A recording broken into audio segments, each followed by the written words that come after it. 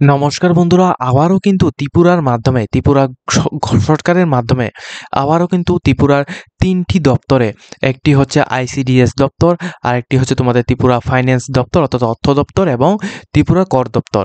ঠিক আছে, অর্থ দপ্তর এবং কর দপ্তর, তাছাড়া তোমাদের ত্রিপুরা আইসিডিএস, এই ৩টা দপ্তরে কিন্তু ভালো মানের একটা পোস্টে কিন্তু নতুনভাবে কিন্তু তোমাদের এখানে ভ্যাকেন্সির নোটিফিকেশান দেওয়া হয়েছে। তোমরা যে সমস্ত ক্যান্ডিডেট ত্রিপুরার ক্যান্ডিডেট রয়েছে, তোমরা যারা আবেদন করবে ভাবছো, তোমাদের জন্য কিন্তু গুড নিউজ চলে এসেছে। তোমরা কিন্তু অবশ্যই এই পোস্টগুলির মধ্যে আবেদন করতে পারবে।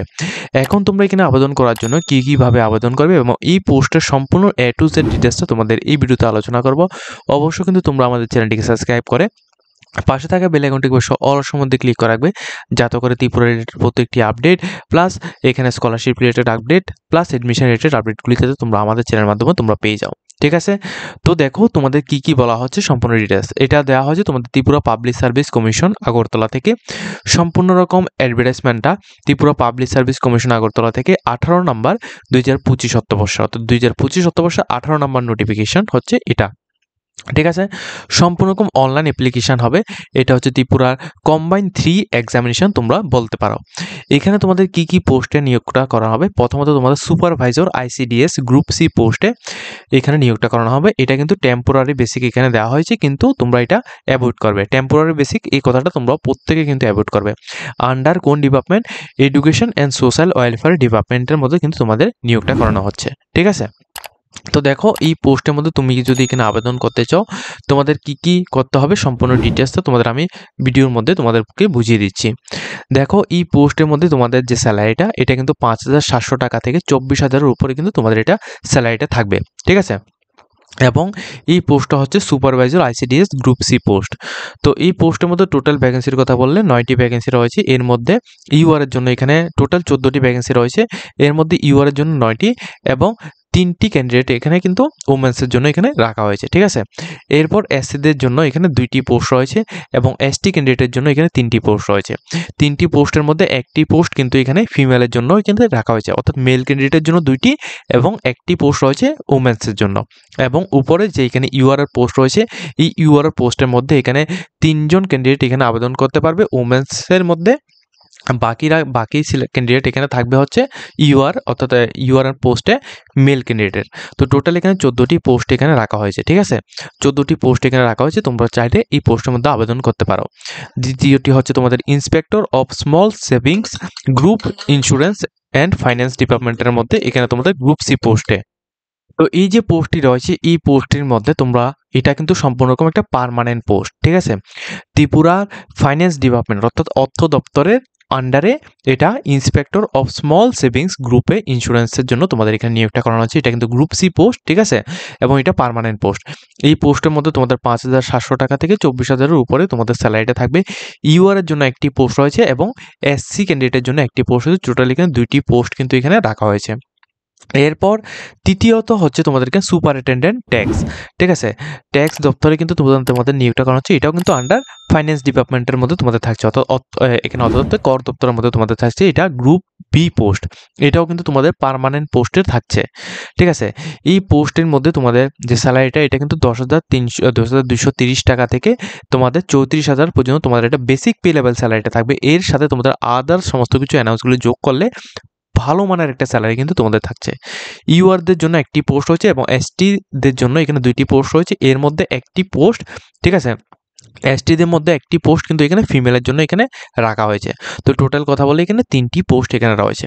তো যে সমস্ত ক্যান্ডিডেট আবেদন করতে চাও, এখানে কিন্তু তোমরা আবেদন করতে পারবে। এবং তোমাদের কিন্তু এখানে ডিটেলস ইনফরমেশনটা তোমাদের বুঝিয়ে দিচ্ছি। এখানে দেখো এই পোস্টগুলির মধ্যে তোমাদের কিন্তু অনেকগুলি পোস্ট এখানে রয়েছে, অর্থাৎ এখানে 3টি পোস্ট রয়েছে। কিন্তু এই 3টি পোস্টের মধ্যে এই যে ভ্যাকেন্সিটা রয়েছে, এটা কিন্তু তোমাদের ইনক্রিজও হবে এবং ডিক্রিজও কিন্তু হতে পারে। ঠিক আছে, তো মেইনলি কিন্তু তোমাদের সমস্ত যেটি রিক্রুটমেন্টগুলি হয়, এগুলির মধ্যে মেইনলি কিন্তু এগুলি ইনক্রিজই কিন্তু হয়ে থাকে। ঠিক আছে, তো এখানে কিন্তু তোমাদের এই যে দপ্তরগুলি রয়েছে, অর্থাৎ তোমাদের কি দপ্তর রয়েছে আমি তোমাদের একবার দেখে দিচ্ছি। এখানে তোমাদের কি দপ্তর রয়েছে, একটা হচ্ছে তোমাদের আইসিডিএস অর্থাৎ সুপারভাইজার আইসিডিএস পোস্টে, তাছাড়া এটা হচ্ছে তোমাদের সোশ্যাল ওয়েলফেয়ার ডিপার্টমেন্ট, এছাড়া তোমাদের ত্রিপুরা ফাইন্যান্স ডিপার্টমেন্টের মাধ্যমে 2টি পোস্ট, 2টি এখানে পোস্টের কথা এখানে বলা হচ্ছে। এই 2টি পোস্টের মধ্যে পরবর্তী সময় অর্থাৎ 2000 এখানে 21 তারিখ, ঠিক আছে, 21 তারিখ 12 মাস 2025 এর আগে অর্থাৎ 2025-এর ডিসেম্বর মাসের আগে যদি এই পোস্টগুলির মধ্যে আরও যদি কোনো রকম ভ্যাকেন্সি যদি থাকে, সেটাকে কিন্তু এই অ্যাডভার্টাইজমেন্টের আন্ডারে তোমাদের নিয়োগটা করানো হবে। ঠিক আছে, এটা ভালোভাবে বুঝবে যে এই যে পোস্টটি রয়েছে, এই পোস্টগুলির মধ্যে তোমাদের যদি ভ্যাকেন্সি যদি ইনক্রিজ করা হয়, সেক্ষেত্রে কিন্তু এই ডিপার্টমেন্টটা অর্থাৎ টিপিএসসি কিন্তু এই যে দপ্তরগুলি রয়েছে, এই দপ্তরগুলিকে তোমাদের 2025 অর্থবর্ষের ডিসেম্বর মাসের আগে সেম এই অ্যাডভার্টাইজমেন্টের দ্বারাই কিন্তু এটাকে কমপ্লিট করে দেওয়া হবে। যদি এটা যদি 2000 অর্থাৎ 20 এখানে তোমাদের যেটা বলা হচ্ছে, যদি তোমাদের এটা কমপ্লিট হয়ে যায়, সেক্ষেত্রে কিন্তু তোমাদের এটা নেওয়া হবে না, তোমাদের আলাদা করে তোমাদের অ্যাডভার্টাইজমেন্ট বের হবে। অর্থাৎ এই অ্যাডভার্টাইজমেন্টের আন্ডারে হবে না, তোমাদের অন্য অ্যাডভার্টাইজমেন্টের আন্ডারে কিন্তু তোমাদের নিয়োগটা করানো হবে, যদি তোমাদের এই যে এক্সামটা রয়েছে, এই এক্সামটা তোমাদের এখানে হয়ে যায় তাহলে। তো এই পোস্টের মধ্যে আবেদন করতে হলে তোমাদের প্রত্যেকের কিন্তু অবশ্যই গ্র্যাজুয়েশন ডিগ্রিটা তোমাদের অবশ্যই করা থাকতে হবে, এবং প্রফেশনালি তোমাদের যে পোস্টের মধ্যে আবেদন করবে ওই পোস্ট অ্যাকর্ডিং কিন্তু তোমাদের ডিগ্রি কিন্তু অবশ্যই তোমাদের লাগবে। এখন তোমাদের আমি বলে দিচ্ছি এখানে এক্সপিরিয়েন্সের কথা এখানে কী বলা হয়েছে। দেখো, পেজ 2 এর মধ্যে তোমাদের এক্সপিরিয়েন্সের কথাটা এখানে বলা হয়েছে। এক্সপিরিয়েন্সের মধ্যে দেখো, প্রথম যে পোস্টটা রয়েছে যেটা আইসিডিএস সুপারভাইজার, এই পোস্টের মধ্যে তোমাদের অ্যাটলিস্ট 5 বছর তোমাদের এক্সপিরিয়েন্স থাকতে হবে। কিসের মধ্যে? In the field of women's and child welfare. এর মধ্যে তোমাদের 5 বছর তোমাদের এক্সপিরিয়েন্স, অ্যাটলিস্ট 5 বছরের মধ্যে তোমাদের এক্সপিরিয়েন্স থাকতে হবে। যদি তোমাদের এর থেকে একটু কম হয় সেক্ষেত্রেও হয়ে যাবে, কিন্তু অ্যাটলিস্ট তোমাদের 5 বছরের মতো হতে হবে।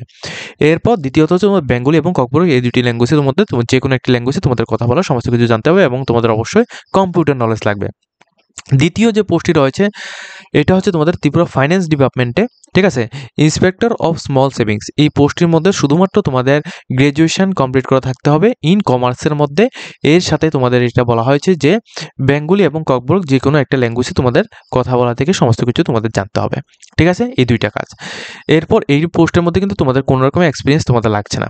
তৃতীয়ত যে পোস্টটা রয়েছে এটা হচ্ছে তোমাদের সুপারিনটেনডেন্ট ট্যাক্স। ঠিক আছে, তো ট্যাক্স যে অর্থাৎ আয়কর দপ্তরের মধ্যে ফাইন্যান্স ডিপার্টমেন্টের মধ্যে যেটা নিয়োগটা করানো হবে, এই পোস্টের মধ্যে তোমাদের মাস্টার ডিগ্রি ইন ইকোনমিক্স অথবা কমার্স অথবা স্ট্যাটিস্টিক্সের মধ্যে যদি হয় সেক্ষেত্রে তুমি এখানে আবেদন করতে পারছো। সরি, তোমাদের একটা কথা বলে রাখি, এখানে দ্বিতীয় যে পোস্টটি রয়েছে এই পোস্টটির মধ্যে শুধুমাত্র তোমরা গ্র্যাজুয়েশন পাস আউট এবং বেঙ্গলি ল্যাঙ্গুয়েজ জানা থাকলে বা ককবরক ল্যাঙ্গুয়েজ জানা থাকলে তুমি আবেদন করতে পারছো।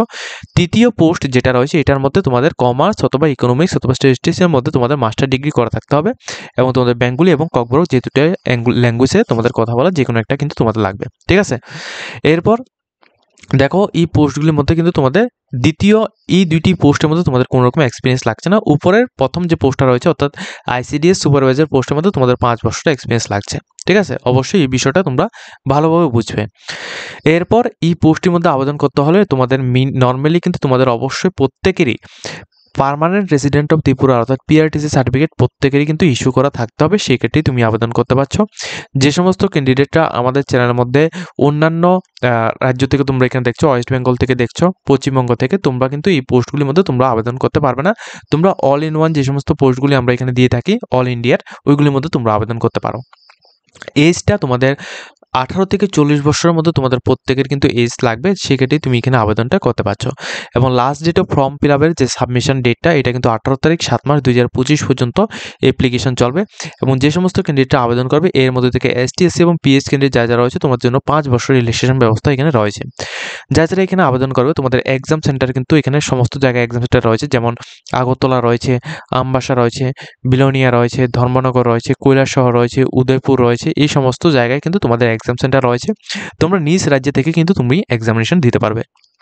সিলেকশনের জন্য তোমাদের কি বলা হচ্ছে, তোমাদের 3 টাইপ অর্থাৎ 3টা টাইপের মাধ্যমে তোমাদের সিলেকশনটা করানো হবে। প্রথমত হবে তোমাদের প্রিলিমিনারিজ এক্সামিনেশন। তো প্রিলিমিনারি যে এক্সামটা হবে এটা হবে তোমাদের এখানে তোমাদের মাল্টিপল চয়েস টাইপের কোশ্চেন থাকবে 100 মার্কসের মধ্যে, ওকে।